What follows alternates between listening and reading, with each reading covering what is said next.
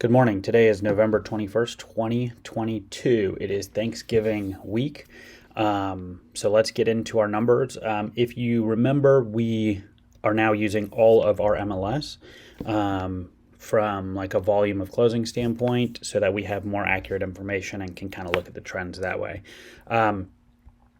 As far as projects that are coming up from us and from Breeze Homes, I would say, starting off more near future, and now we have 4 properties in Twin Hills available. Those should go pretty quickly because Twin Hills is basically an already established neighborhood. Everything else is sold, and those 4, the builder was actually able to return binders to those buyers. And they had contracted pre-COVID, so the prices have changed on those. And the cost of building those homes, frankly, went skyrocketed. So it was kind of a win-win for everyone. I remember when another builder in town wasn't returning binders, during the COVID thing. I wonder how they're doing from a business standpoint now. We also have the Ellis Road townhomes, perfect build to rent type of finish package on those. Granite countertops, vinyl plank on the first floor. It is a perfect build to rent product. Once we have one of those actually completed, I think those sales will start happening much quicker from an investment and from a retail standpoint. And then upcoming, you guys know about Johnson Commons. We've been talking about those a lot. But we've got King's Landing on the northwest side, another affordable home community. I've got some 1,400 square foot plans, 1,700, and I don't know if there's going to be an 1,800 on there. But we're actually working on the marketing package for those. So, from a number standpoint, let's jump into it. Median sales price, we're at 330, which is about the same number we were at September 17th and April 9th. Keep in mind, general market sentiment wasn't bad in April. It was still going crazy. This is based on number of sales, and remember, this is the median, which is not always my favorite. If you want to know the actual price for your home, let's go with averages, but I can't do that with this system. So from a trend standpoint, obviously we can see that it is trending down. That's kind of more of what I'm paying attention to. This is more relevant to me on a monthly basis. You can see that if you followed our social media and stuff, we put out kind of matching what the national news had come out with the closed sales numbers from a national standpoint.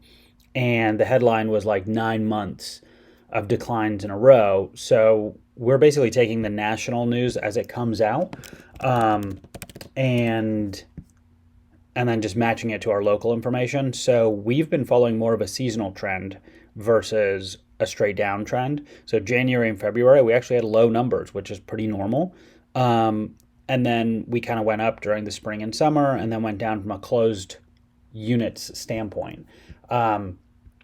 Economically, news, what we have this week, it should be pretty quiet. We've got Chicago Fed Activity Index, initial jobless claims on Wednesday, new home sales on Wednesday.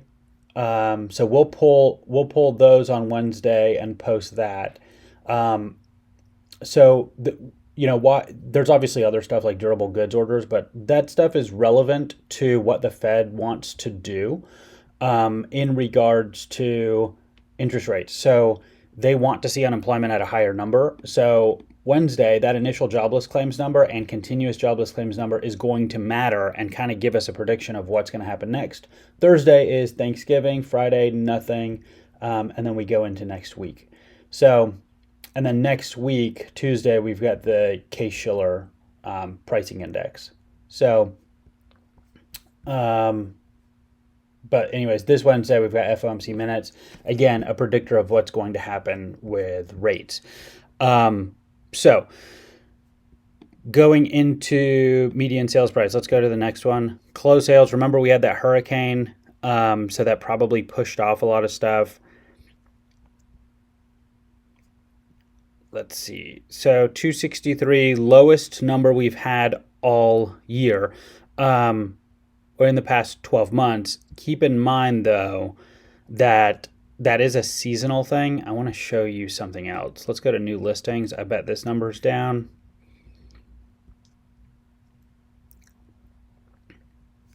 Yeah, so you can see that, during more of a pandemic type environment, right? It's still super low. But look at October 1st. It's almost as low as when we had the issues, right? So are more properties staying on the market? Yes. But as far as new listings coming on the market, there's not very much. And you guys know how I talk about how like retail buyers and residential, real estate, um, they like to buy high and sell low. This is almost another indicator of that until they kind of realize what's going on. So I kind of feel like the news started putting out stuff that market's crashing, market's crashing. So in October, we saw a new listing high that we hadn't seen before. But from a new listing standpoint, now we're back on trend and actually going down. Why would that be the case? Well, we talk about this. We have been talking about this for like months now. It doesn't make sense for people to sell their homes. Especially if they're locked up with a low interest rate. Why would they do that? It costs them more to go buy another one, or even rent at that matter. So like if you were risking the threat of foreclosure and you have like a 4% interest rate, the problem is that renting the same house is going to cost you so much more that it's like it's beneficial to you to find a way to not to foreclose outside of like anything else, right? And outside of the credit risk or any of that stuff. So I think more people are finally starting to realize that, and so there's less listings. So what does that do from a buyer standpoint? What you have on the market, the good stuff sells real fast. The overpriced stuff, the not well done stuff is going to sit. And then we see that from a new construction standpoint because Breeze Homes is probably it's not. It probably is. We know that it's like Jacksonville's most affordable builder, right? So if you want like a full community and like all of that stuff, like you can find infill almost anywhere. But like they're not compromising like quality in various aspects, right? And so what's our situation now? Are we sitting on a bunch of inventory? No, we don't even have models to show because the second that they do go out and they're move-in ready, they sell. Why is that? Because from a competitive standpoint, to move into something new construction or to move into something that's dated or whatever, like it just doesn't make sense. Like you're going to choose the new construction because it's a new house in a neighborhood, right? So, yeah. So let's jump to the next one. Let's look at percent of distressed units.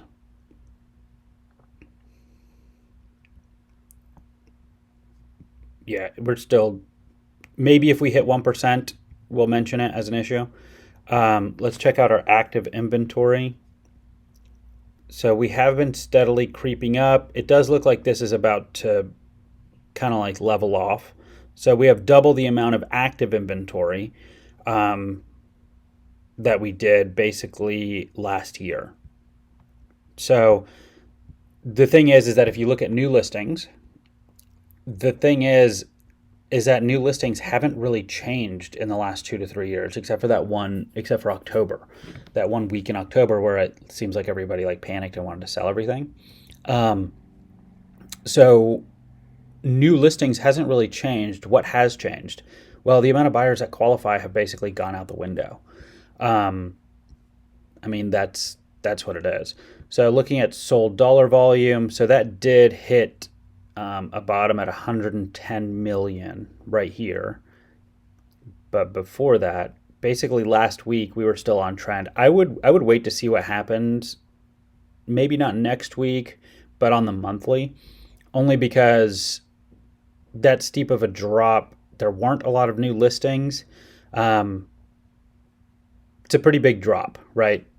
And on the other side of that, like this is a pretty big peak here. I would almost establish like a trend line, right? And yes, trend is definitely going down. But remember, the thing we're looking at is there's a certain support level at which hedge funds start kicking in and they're like, hey guys, rents aren't really going down in this market. Like, let's just start attacking these at these prices. Percentage of cash sales. So we're still at about one third of all properties, sell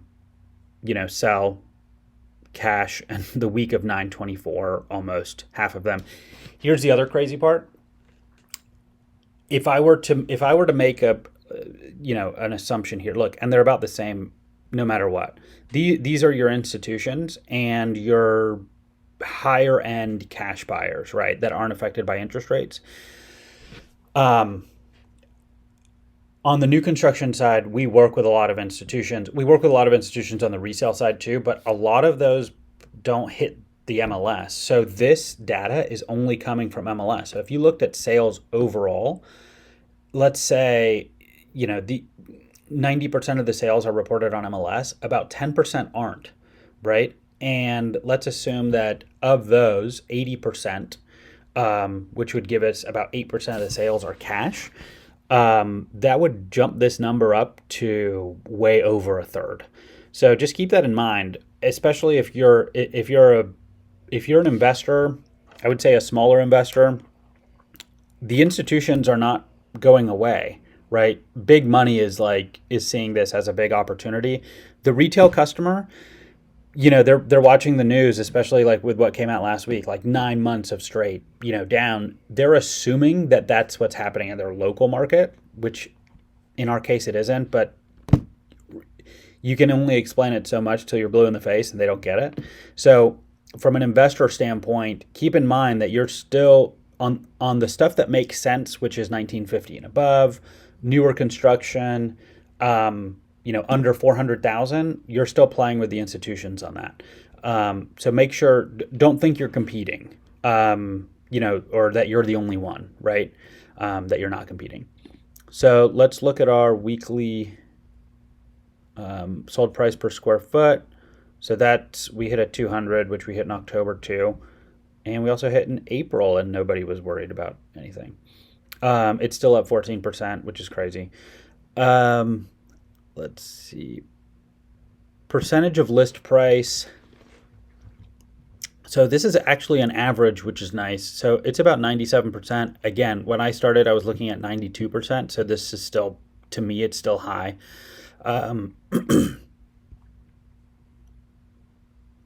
And let's see.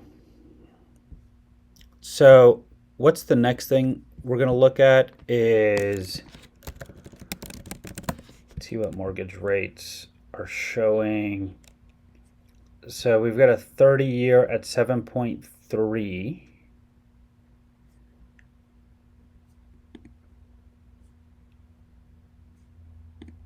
And it looks like it hit this little bottom right here.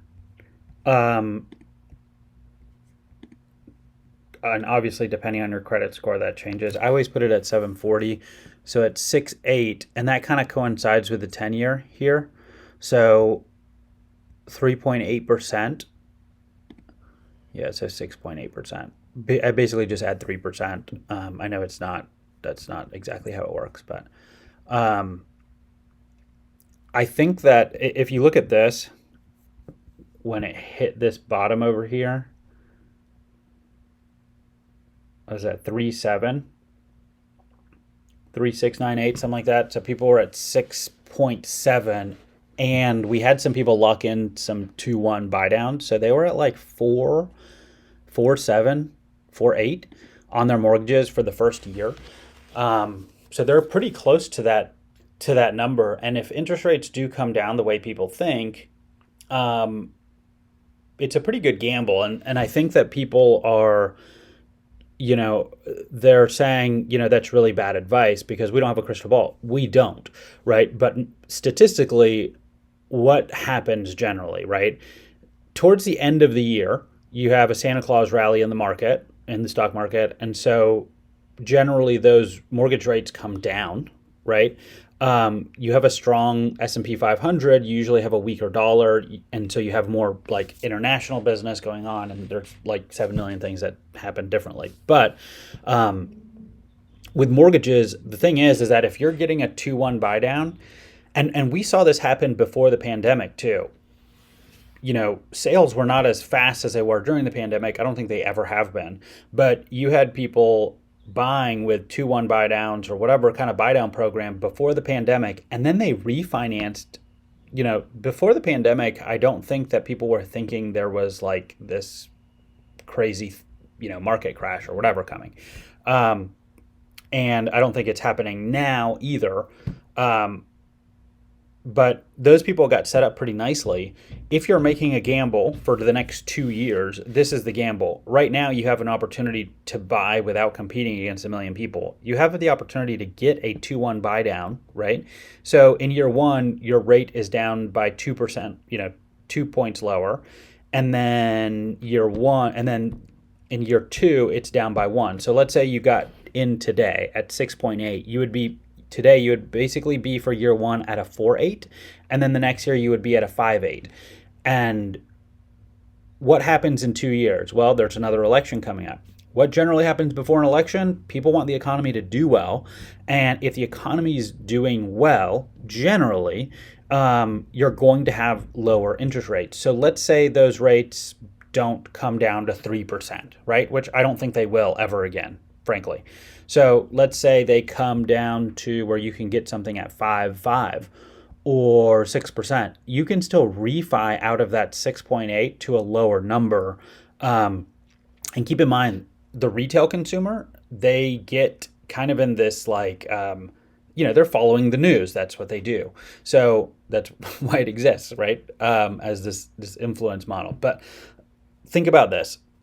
The second that you see, the headline is based on whatever they want it to be. So let's say that interest rates do drop to 5%, right? And you can get mortgages at 5%. What is that? Let's call it 7%. So the headline reads, mortgage rates drop by 40%, leading to increased homes under contract, whatever. That 40% number sounds crazy, but that's what the headline looks like. And then that's what starts driving people into it. And then we have the same problem all over again. Because what's happening right now is builders are saying the cost of capital to hold these on a credit line doesn't make sense for us to hold as many as we did before. Let's build a little bit slower. Well, guess what we had before the pandemic, during the pandemic, and now? An inventory problem. And it's not going away. But now it's going to get worse because now they're saying, we don't really need to build that much, right? And I do feel bad for the entry-level buyer because they had an opportunity to get into the market. It was highly competitive for them. And if they weren't able to get in, now they definitely can't get in. And now they're stuck paying rental rates. And in our market, I have seen reports of rental, de-inflation in other markets. But it hasn't happened here. I don't know if it's going to happen here. My bet is that it won't, because the pain that people are feeling in all of these other markets is worse than what they're feeling here in Jacksonville, even in Tampa or Miami. I mean, Miami's ridiculously expensive, right? I also remember, looking at the 2007, 2008, 9 numbers, because I started in 2007, 8. I remember looking at that, and the thing that always stuck with me was that the higher it rises, the faster it falls. Well, Jacksonville was not on any of the top 10 lists as far as like home increases. You had Phoenix, Arizona, Miami, Tampa. I think it was like Charleston or somewhere like that were seeing these crazy numbers. I'm like, why aren't we seeing 35%, appreciation? Because we were only seeing like in the 20s, which I know sounds crazy to say only. But so we're able to maintain more of like a stable thing. The other problem is we didn't have the inventory, which is why in January and February our numbers weren't crazy. But I hope everyone has a great Thanksgiving. We are going to be releasing the Johnson Commons marketing video this week so that everyone has something to talk about for Thanksgiving. But thanks for checking us out. If this was helpful, please like it, share it. It helps us out a lot to get it out there to people. And we'll see you next Monday.